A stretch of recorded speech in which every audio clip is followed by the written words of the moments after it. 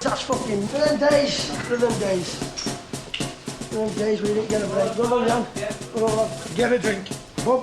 Hello everyone and welcome to another episode of the ROKER RAPPORT podcast in association with the Sunderland Community Soup Kitchen. It's Gav, back in the house at around about 10:30.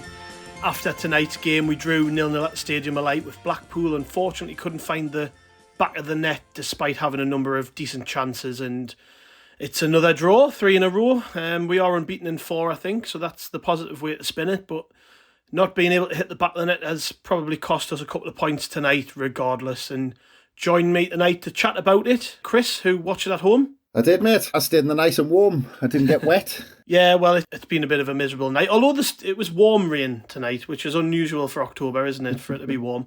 But yeah, I mean, let's just go through it like straight off the top of our heads. The performance from Sunderland tonight was, again, a bit like Saturday, I would say. We played some nice stuff at times.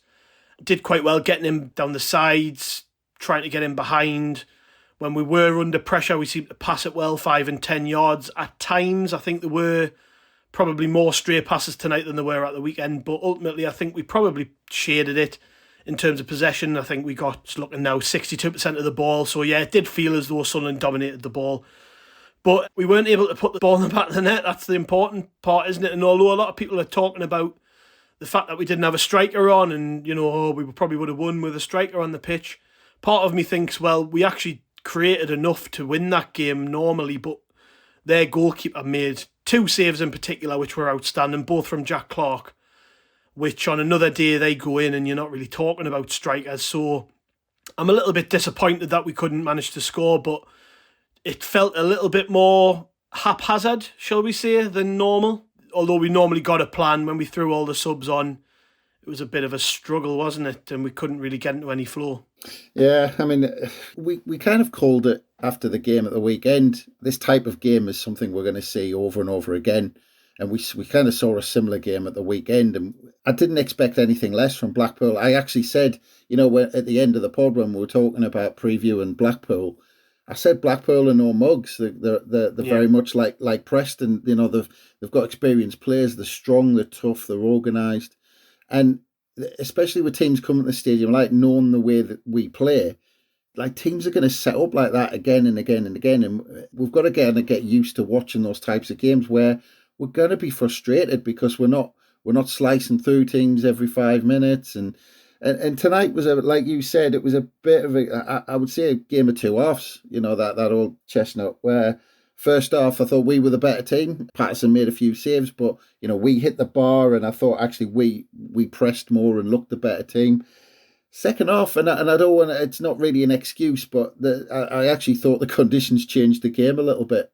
I thought actually Blackpool dealt with the rain a bit better than we did because they weren't trying to zip it around the deck all the time. It was kind of one long ball forward and win the second ball. But again, looking at set pieces and all this sort of stuff, I mean, the crux of it is that it's how teams are going to set up against us. And we're going to see this more often than not.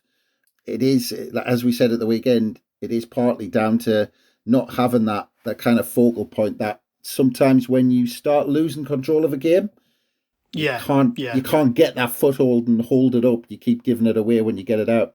Yeah, well, do you know what it is, Chris? That's a point that's not being made enough. Yes, we are missing strikers, but it's not just about the ball hitting the back of the net. Like, I actually think chances-wise, we had another 15 shots today, 4 on target, yeah, 1 hit the top of the bar as well, so we did create chances, but you're right. Where I actually think we really missed a striker was that. You're right. Not being able to just punt it forward when we wanted to.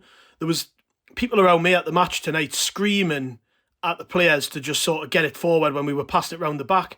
And I'm looking round and I'm thinking, what do you expect them to do? They've got nobody to hit up front. And the one occasion where somebody gave in, it was Danny Bart. The fans around me were really loud, really getting on their case about the way they were handling the ball.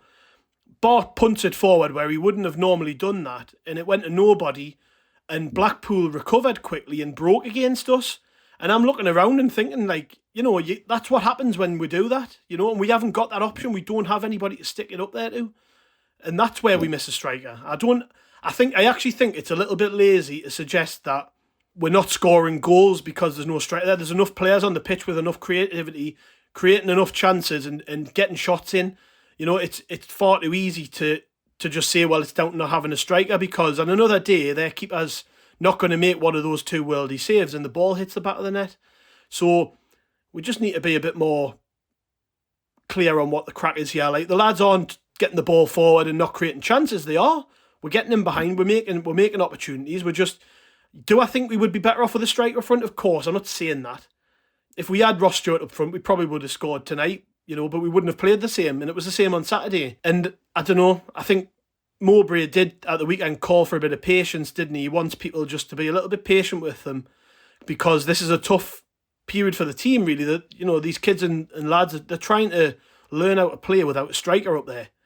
We're going to have good days like we had against Reading, and we're going to have days like tonight where it just doesn't happen. Yeah, and the period where that was kind of at its worst was when we made those initial substitutions and Clark went up front. Yeah. And you could see after 5 minutes, and actually, because we had Clark up front and he was trying his best, but Clark isn't that strong figure who's going to hold the ball up and lay someone off and bring everyone out. And after about 5 minutes, Mowbray kind of thought, this just isn't working, we can't go on like that. Then he made the next load of substitutions, which led to the substitutions after that, which meant we were kind of scrambling to try and find a system that was working after he made those initial substitutions. But you saw how Blackpool pinned us in for quite long periods in that second half, and that was because we just couldn't get out. We couldn't play that 20-yard ball, and Blackpool were on top of us when we got the ball, so we couldn't even play it out. And then we just got locked into this kind of horrible cycle where we just couldn't keep possession. We couldn't get it out. During that point, all of those corners, I mean, Blackpool had a good, 5 or 6 corners, I think, in about 15 minutes where they could have easily nodded one of those in. Patterson made a couple of good saves.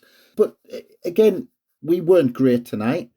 We played a Blackpool side who I think, like looking at their fans' reactions at the end of the game, I think they had a really good performance. They played really well tonight, and we drew. So I mean, we're not playing to our best. We've seen us play better. We're not getting beat. We're picking up points. We're keeping the points tally ticking over. We're 7th in the league, I think, something like that. After tonight, we're unbeaten in 4. I think it's still all positive, and we've got players to come back. So I don't think it's anything to worry about. I think the lads are actually doing really well with the situation we're in right now. And they're being brave, to be fair. I think the defending was very brave at times. Again, 09 sticking his head in where it hurts. Alese was great, yet again. Danny Bart didn't really put a foot wrong when it came to defending. And Patterson, I think he saved us a number of times, particularly at the start of the second half. There was one where no Sunderland player really came to try and attack the ball as the cross came in. And Patterson came flying off his line to just sort of paw at it, and he got the ball away. And if he hadn't, Medine was there ready to put it in. Yeah. We had to be brave tonight when we were defending. We know that we're a small team. We know, again, Blackpool weren't as big as Preston, but they had big lads. I mean, the centre forward was a big lad. And we had to just defend as well as we could. And we did. And again, in attack, I felt like we tried to be brave on the ball. I felt a little bit sorry for Ahmad because he was playing an unfamiliar role. First start in, 6 months or so, but it was the right call to play him, definitely. I actually thought at times he showed some lovely touches. Even though he was the furthest forward, at times he did play as a 10 and he played some lovely passes out wide to get people in behind and stuff. But as it sort of wore on, it was clear he was tiring a little bit and he needed to come off. But the players around him, I think, to be fair, did okay. Roberts wasn't his best day, but was still looking threatening. Clark, on another day, gets 2 goals. I think he was all right. So there are positives to pluck from it, I think. I mean, if I was going to nitpick at anything in particular, something that really irritated me tonight was the 3 free kicks we had around the box. Not at any point did I feel confident we were going to hit the back of the net. They were all crap. Yeah. Pritchard's set pieces all night were rubbish. They've been rubbish, to be fair, for a while. And I don't know what you do about that because he seems to take all of them when he's on the pitch. But then after he'd had that shot from the free kick around the box, Embleton queued one up. He sticks it way over the bar. And then who's the third one? Was it Clark? Who done the same again? I mean, you've got to be honest, like, when you get those chances when you are struggling to score or you're struggling to just break down tough teams, those are the times when you go, right, you've got a free shot at goal here, and they weren't even on target. That's what's frustrated me tonight coming away. If I was going to pick out the players for anything. Well, the first one, Embleton and Pritchard were arguing over it because I think actually Jack Clark came over and kind of sorted them out and just said, "Will you just decide?" Yeah. Because I think they were standing there arguing who was going to take it, and Embleton's body language actually when Pritchard put it over the bar. I mean, I know he was obviously miffed off because he wanted to take the free kick and Pritchard put it over the bar, but I mean, his body language wasn't great afterwards. Having a bit of a pop with Pritchard. But I mean, just going back. I mean, you made a really good point. I mean, talking about the physicality of Blackpool and how brave we were in that sense. But actually, for a team that like we said, are trying to learn how to or trying to play against these sides who are trying to kind of squeeze the space, and we haven't got that focal point. I actually thought, and I know it's going to sound bizarre, but the bravest thing was that we just kept on trying to play football. I mean, even when and at times, don't get us wrong, at times it got us into trouble. We tried daft flicks in daft areas that got us into trouble, and we kept giving it away. But the players were just plugging away, trying to play the same way, trying to say, well, this is how we want to play the game. This is how we're going to do it. And I actually think, I mean, that was brave, because for a period of about 15 minutes, we couldn't get out. These flicks weren't coming off. It wasn't dropping for us. But the players kept doing it. They kept saying, well, this is how we're going to play. We're just going to keep, being patient and try and keep the ball and try and keep possession rather than change it just for the sake of it.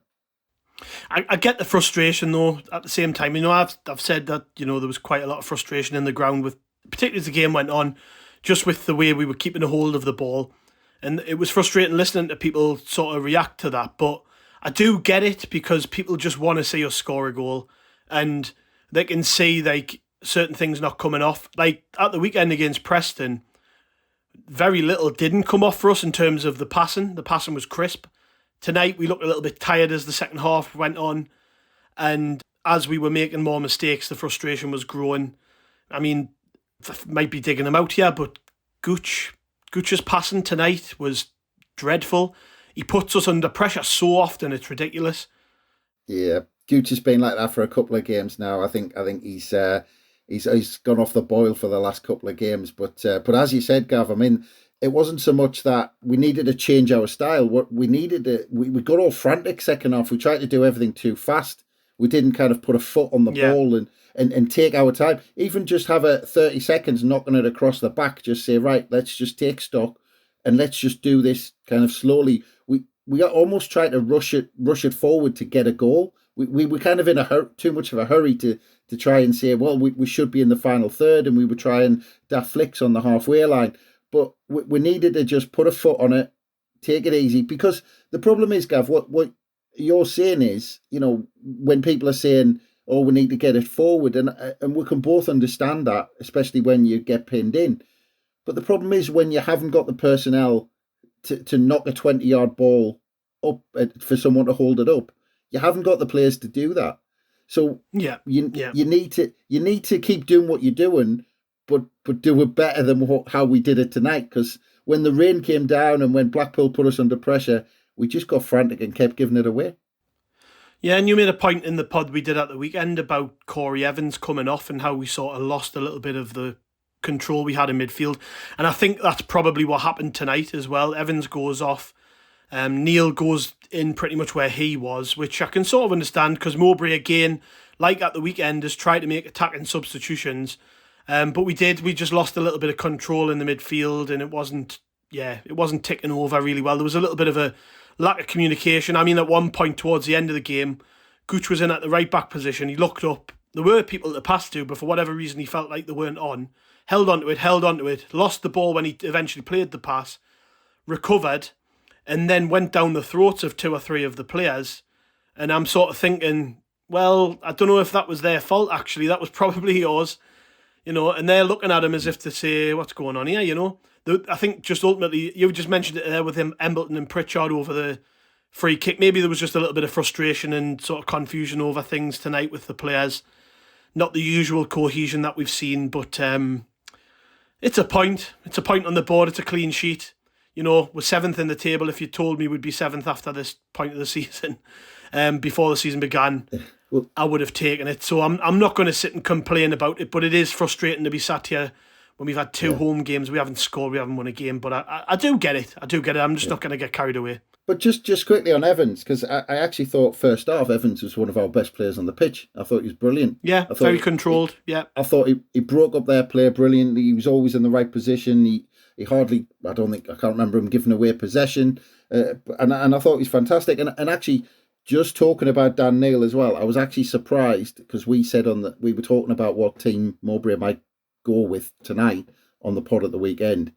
And I actually thought Embleton would be the one who was pulled out, not Dan Neil. I was actually surprised that Embleton kept his place, to be honest. Yeah, I was talking about this in the pub before the game, and when I'd been thinking, I don't think Embleton will be dropped. It's his old club, he's going to want to prove something. I thought he would probably drop deeper, and he did. So I wasn't really shocked by that, but yeah.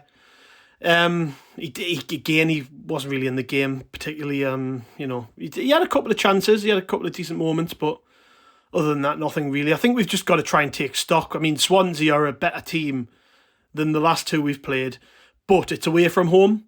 And that's the one thing about the way we are playing now, is that we're probably better off away from home, where the teams are going to probably have more of the ball than we are at home, just under the current circumstances without a striker. Yeah.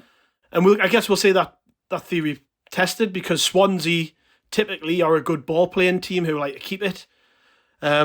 And, that might mean we have a big period in the game where we don't really have much of the ball, and it's going to be about how we counter and break. And that'll probably suit us. Tonight and at the weekend, we've played teams who've sat in and we've had to try and get at them. And we saw that lots of times last season. We've not really got the players that can play that way.